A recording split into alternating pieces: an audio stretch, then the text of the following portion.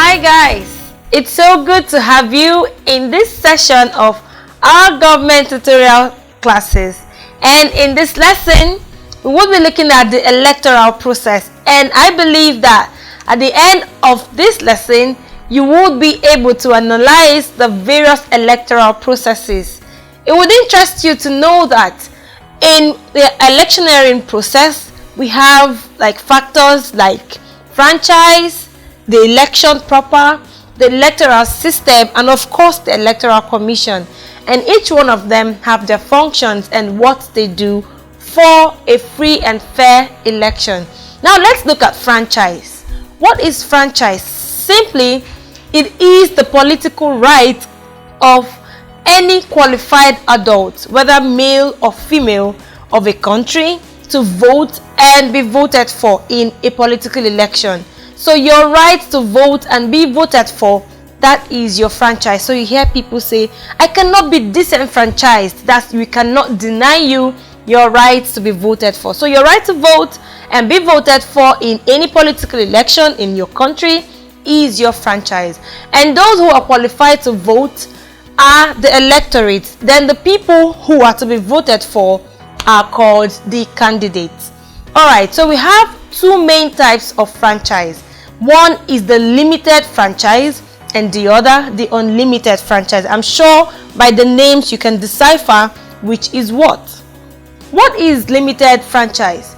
Now it means there is a restriction to your franchise. It is limited, it is very restrictive. So your right to be voted for and your right to vote in this type of franchise is purely restrictive. So only the qualified voters are allowed to vote, and we have a lot of criteria that can affect your right or your right to vote and be voted for. It could be your gender. Yes, some countries do not allow females to vote. It could be your race or your color. I remember in South Africa there was a time only the whites in South Africa would vote. That's during the tenure of apartheid, but when it was over, now everyone could vote. So race or color could also disenfranchise you. Now residential qualification. Imagine that you are an alien in a country. Most constitutions stipulate how long you would have resided in that country to allow you the right to vote. And so if you have not met the residential qualification, you cannot vote. Some others, it's educational qualifications. It could be religion. It could even be the property and assets that you have acquired. Because politics, election require a lot of resources, and if you do not measure up, you may not be able to be voted for or even vote. And of course, poverty is a factor that could disenfranchise a person. But then, what are the advantages to this type of franchise? One is that it only allows for mature and informed minds. Now they have placed restrictions to avoid immaturity and some factors that they would not want to come into the political system. And of course, property and resources. So if you are going to be voted for, or if you are going to vote, you must have adequate and sufficient resources to fund your what position that you are vying for. And so it allows people to really acquire properties and be wealthy. Now it also makes use of qualified candidates. Yes, so it doesn't allow for mediocres. But then there are limitations to this type of franchise. One is that there is limited political education. Of course, it's not everyone who is allowed to be involved based on the factors that have disqualified them. And the opportunity of voting is limited. Yes, it doesn't encourage popular choice. So people who are the popular choice of the people are not actually brought into power. The system is very unconstitutional because you have the right to vote and be voted for. It is enshrined in the Constitution, and so no one should disenfranchise you based on any factors. Disenfranchisement, and of course the system is very unrepresentative. Now we also have the unlimited franchise. Just like the limited, it is the direct opposite. So it is constitutional and democratic, wherein everyone is allowed to vote and be voted for. However, there are still some qualifications that must be met by the individuals before voting. For instance, age. And so let's take Nigeria for an instance. In Nigeria, if you're not up to 18 years, you are not allowed to vote. And you must be a citizen. So we don't allow aliens from anywhere around the world to come vote or come choose our leaders for us. So citizenship is a factor for you to be voted for. And of course, registration. You must be registered. You must be issued your voter's card. You don't just go out to vote. So not just the age, you must be a citizen. You must also be registered, and you must be sane. We don't want insane and people of unsound minds ruling in our country. So we allow people who are sane in all dimensions. And of course, if you're bankrupt, we would not allow you to be in power. We cannot vote you because you would steal all the money there is in the country. And of course, you must be resident, not just anyone. If you are an alien, like our constitution in Nigeria provides, that you must have continuously resided in Nigeria for at least 15 years before you are allowed to vote. And of course, I have said, if you're an alien, we do not want you to choose our leaders for us, and people with criminal records are not voted for. Yes. So what are the advantages to this universal or unlimited adult suffrage? One is equality. Everyone is allowed to vote. You can vote and be voted for. It allows for full participation politically, and popularly elected representatives are brought to power. It does not discriminate. It is democratic. It is constitutional. All right? It is legitimate. Now, there are disadvantages to this type of franchise. One is that there could be lack of political education, and so there is no enlightenment sufficient enough to allow people to really be part of the process or be part of the system. Illiteracy is a factor. If you're not educated in an area, you wouldn't know what rights or what opportunities are there in those areas. And of course, we have electoral malpractice. We have people stealing boxes. We have people forcing people to vote for people who are not their choices. And of course, intimidation of opponents. People wield their wealth and other machineries just to make sure that their opponents are not in power. And of course, it may not be a true test of true representation.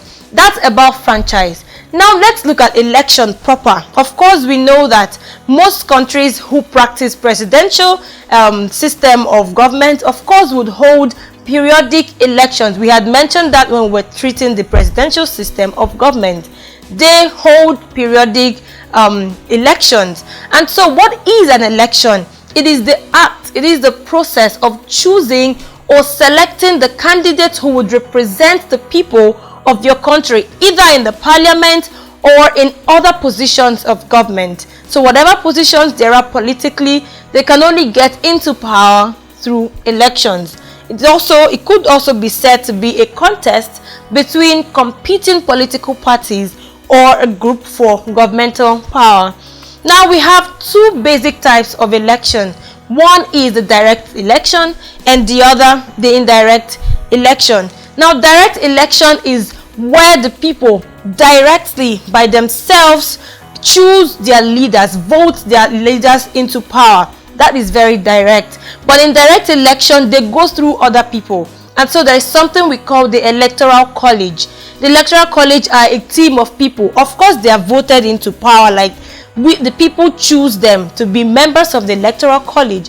But themselves, they also choose the representatives of the people for other offices. So they go indirectly through the members of the Electoral College. That's the difference between the direct and the indirect election. Now, what are the advantages of a direct election? It allows the citizens equality of votes. So you're not going through everyone to your vote. You are entitled to one vote. And elected representatives reflect popular choice. Yes, that's very explanatory. And direct election is more democratic.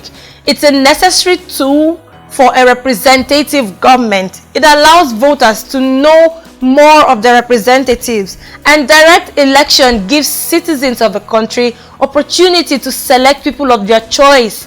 Voters will show more interest in governmental affairs when they elect their representatives directly.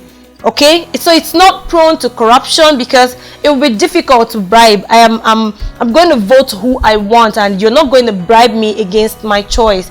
And direct election gives the voters opportunity to select the type of political parties that they will be governed with by voting directly for that political party with the type of manifesto of their choice. But then there are disadvantages again to this type of election. Now, it does not give the voters opportunity to critically scrutinize the candidates before voting. So anyone is allowed to come out. You can come out to be voted for, no stress, no qualms. But then the people would not necessarily go to criticize or critically analyze, scrutinize your person to know who you are and what you can afford. And many voters who are involved in direct election are illiterates who vote blindly. They just see people, see banners up, see people who want to say or who say to them that we want to be your leader, and they just vote blindly. So it encourages violence during polling. Have you noticed that we have a lot of the death toll during election periods so on the increase because people so really want their choices or their candidates to be in power, and as a result many people are dead, and majority of the voters are denied the opportunity of voting as a result. But then this system is the indirect election is still very okay because it gives very few people, well-informed people, the opportunity to critically scrutinize the candidates before voting. So you see, they are like on two planets, the direct and the indirect. While the direct will not allow the people to scrutinize their candidates before voting, indirect would allow the people to critically scrutinize because they are going through the electoral college, who would by themselves scrutinize the candidates before voting.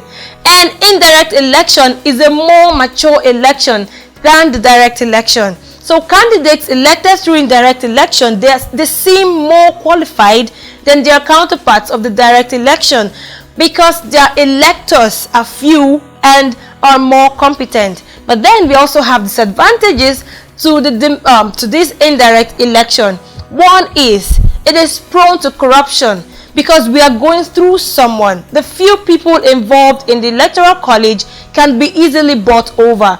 And it does not give the citizens equality of votes. Voters do not show interest in government affairs since they are not directly involved in the election of their rulers. And elected representatives do not reflect popular choice. Indirect election, it is less democratic and it does not allow voters to know their representatives. Now the representatives seem to be imposed on the citizens, and government policies are not in line with the choice of majority of the citizens, since they were not even given the opportunity to choose the manifestos of their choice. Now, what is a free and fair election? Because that is the basis of our franchise, to make sure that we are allowed the right to vote and be voted for. Now, a free and fair election is one conducted in an atmosphere devoid of harassment, intimidation, or other coercive means, just to bend the will of the voters and according to constitutional procedure. That's so hard to do. In a country where this presidential system of governance, you find out that there are so many people, there are so many electorates everywhere, and to manage them is actually very not easy. So the government will really have to put up so much measures to make sure that the elections are free and fair. Else we will have people buying the votes of other persons or bending the will of the electorates to vote for their candidates. And in a free and fair election, all the election vices are eliminated. So the will of the majority of the voters prevail. We don't have people stealing ballot boxes. We don't have people forcing others to thumbprint against candidates who are not their choices. And candidates who do not win election are never, the word never, they are never imposed on the voters in a free and fair election. I'm sure we've had a good time talking about elections and the electoral processes. Do join us in our other videos where we'll be talking so much more about the electoral process. Thank you.